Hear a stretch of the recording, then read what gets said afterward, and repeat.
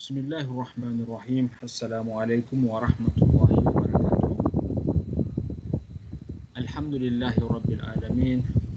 Wassalatu wassalamu ala asyrafil anbiya'i wal mursalin sayyidina Muhammad wa ala alihi wa ashabihi wa man tabi'ahum bi ihsan ila yaumiddin wa ba'd. Berbicara mengenai cemburu dalam Islam,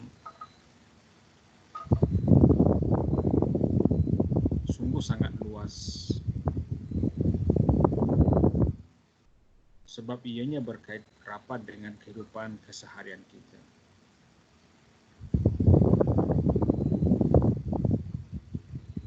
Cemburu adalah sifat semula jadi yang dikurniakan oleh Allah kepada setiap insan. Sekiranya orang itu cemburu, itu bermakna bahawa orang itu masih normal. Sekiranya sifat cemburu itu tidak didapati dalam diri seseorang, dalam jiwa seseorang, maka seseorang itu sudah sepatutnya risau. Kemungkinannya sifat fitrahnya sebagai seorang insan terjejas.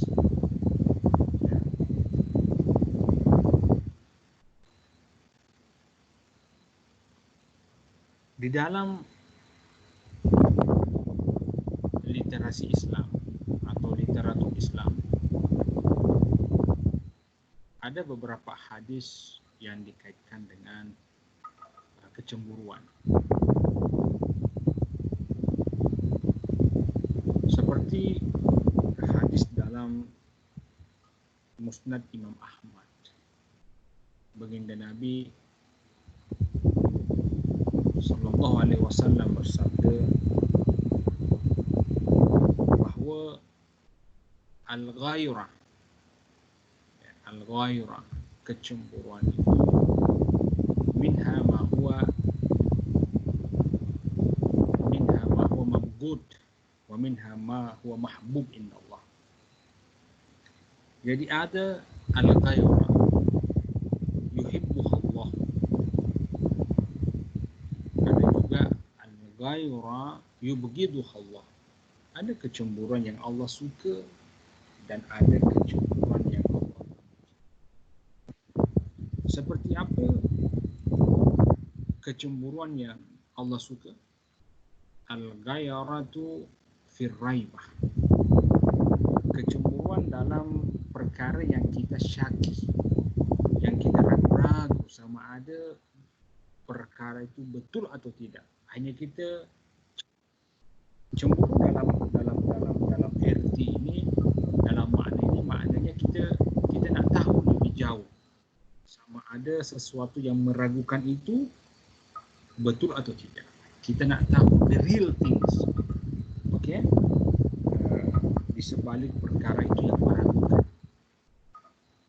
Sebagai contohlah, kecemburuan ini banyak berlaku dalam kehidupan keluarga suami isteri.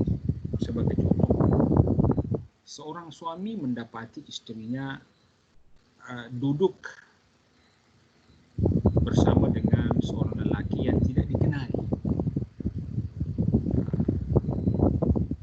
Lelaki itu bagi sang suami ini nampak macam orang asing, tak pernah lagi dia jumpa sebelumnya. Akhirnya perasaan cemburu itu pun lahir dengan otomatik dalam hatinya. Agak-agak orang itu siapa dia dengan isteri aku? Jadi cemburu semacam itu adalah perkara yang baik. Ya, adalah perkara yang baik.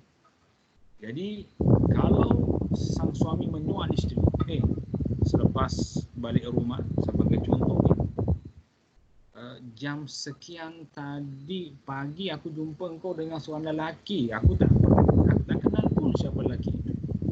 Siapakah dia?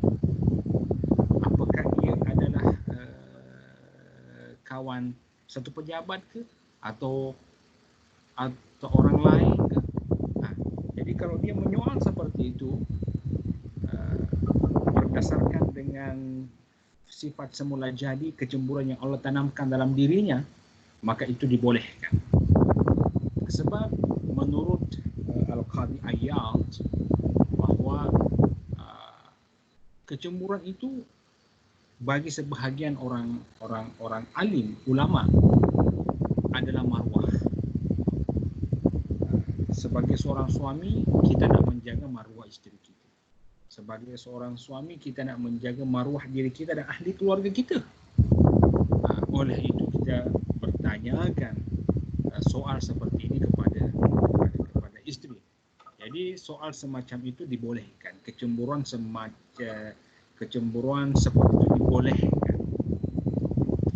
Tapi al-ghaira allati yubghiduha Allah min al-ghairati ma huwa mabghud.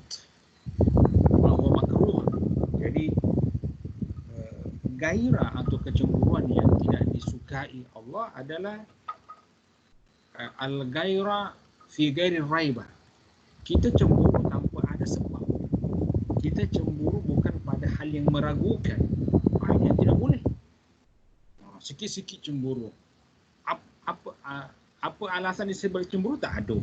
Ini yang boleh menyebabkan pertelingkahan, pergaduhan antara suami isteri dalam ahli keluarga, dalam masyarakat, sehingga merusak perpaduan antara sesama. Ini yang kena diambil berat dalam perkara cemburu. Ya. Ikhwah akhwat. Kemudian hadis lain yang berkait dengan cemburu, dan ini banyak berlaku dalam masyarakat sosial, khususnya dalam dunia pekerjaan. Hadis yang diriwayatkan oleh Abdullah bin Mas'ud daripada baginda Nabi alaihi salatu wassalam. Nabi bersabda, la hasada illa fisnatain. Semua kecemburuan itu tak boleh kecuali kecemburuan dalam dua perkara. Perkara pertama, rajulun atahu Allahu malan fasullita ala halakatihi fil ardh. Ada seseorang yang dikurniakan harta yang melimpah, kemudian dia nafkahkan semua harta dalam kebaikan, macam Abu Bakar As-Siddiq. Dia nafkahkan semua hartanya di jalan Allah. Wa rajulun atahu Allahu hikmatan fahuwa yaqdi biha wa yu'allimuh. Ada seseorang yang dikurniakan hikmah, ilmu, dan dia ajarkan hikmah itu, dia war-warkan hikmah itu, dia sharing hikmah itu kepada sesama manusia. Jadi kalau kita benci kepada kedua jenis manusia macam ini boleh. Itu maknanya kita punya gairah, kecemburuan positif, bukan negatif. Ini banyak berlaku dalam dunia manusia. Ya. Tetapi kita kena pintar-pintar, kita kena bijak mengawal kecemburuan ini. Yang ditakutkan adalah kecemburuan yang ditunggangi oleh syaitan. Syaitan masuk dalam sifat semula jadi kita, cemburu kita, dan dia merubah sifat cemburu kita ini menjadi sifat hasud, dengki, dan dendam. Ini yang kita tidak mahu berlaku. Kita tengokkan si fulan dalam satu pejabat, dia berprestige, dia banyak sumbangan sehingga dapat penghargaan. Kita pun nak penghargaan yang sama. Tetapi soalannya, apakah kita melakukan perkara yang sama seperti dilakukan oleh fulan? Yang diizinkan, yang dibolehkan, yang jaiz dalam Islam adalah kita berusaha untuk meraih kejayaan yang sama yang dicapai oleh si fulan, tapi dengan membangunkan tangga kejayaan kita. Kita membangunkan tangga kejayaan kita sendiri. Kita berusaha step demi step, kita menampak jalan demi jalan supaya sampai kepada puncak kesuksesan. Itu yang dibolehkan Islam. Yang tidak dibolehkan itu adalah ketika kita merosak tangga kejayaan orang demi mencapai kejayaan. Tak boleh. Yang dibolehkan itu adalah kita sama-sama membangunkan tangga kejayaan masing-masing. Aku berjalan di atas tangga kejayaan yang aku bangun. Engkau pula kawan berjalan di atas tangga kejayaan kau bangun. Aku tak merusak tangga-tangga kejayaan engkau. Engkau pula tak kacau tangga-tangga kejayaan aku. Sama siapa yang cepat dahulu sampai itu bergantung kepada usaha masing-masing, bergantung kepada taufik dan urus tadbir Allah. Itulah yang dibolehkan.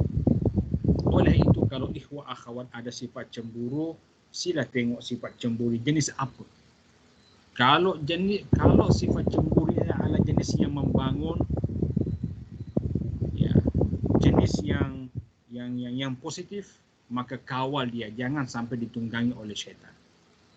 Ya. Jadi sekiranya anda cemburu, anda kena lihat kedudukan cemburu itu. Kalau kecemburuan itu dalam sesuatu yang baik, sesuatu yang meragukan, yang perlu kepada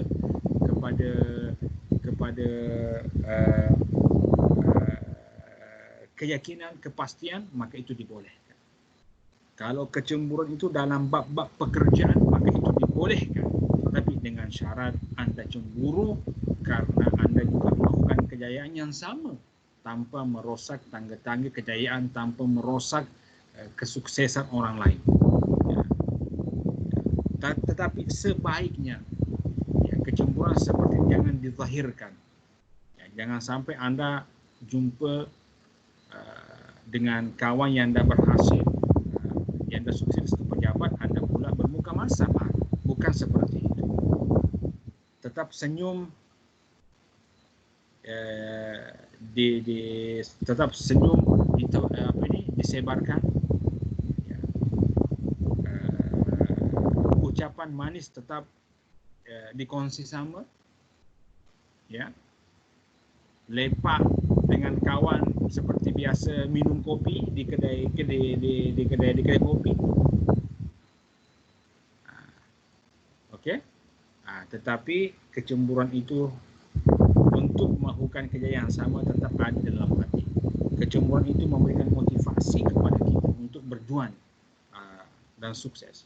Sebab bagi saya sendiri kecemburuan itu adalah satu sifat yang wajar, ya. Dan itu adalah sifat yang membangun, sifat yang positif, dan sifat yang menjaga kepada maruah, ya. Bagaimana maruah kita sentiasa terjaga dan terhormat. Jadi di penghujung huraian yang singkat ini, sekali lagi saya menegaskan bahawa kecemburuan itu boleh-boleh sahaja dan ianya adalah perkara yang wajar sebab ianya sifat semula jadi yang Allah kurniakan kepada insan. Hanya saja kita kena pintar-pintar, kena bijak melihat kedudukan cemburu itu. Apakah kecemburuan kita itu masih dalam wilayah yang jaiz, yang boleh, yang baik, yang positif, ataukah kecemburuan kita sudah jatuh dalam jeratan syaitan yang negatif, yang mahu merosak, yang mahu yang mendendam, yang menghasut dan seterusnya. Ya, jadi sekiranya kecemburuan itu kita masih boleh kawal, kita masih yakin bahawa ianya adalah yang baik, maka jadikanlah ia sebagai pemicu semangat, jadikan ia sebagai batu loncatan untuk meraih kesuksesan yang lebih jauh. Itulah yang boleh saya kongsikan. Assalamualaikum warahmatullahi wabarakatuh.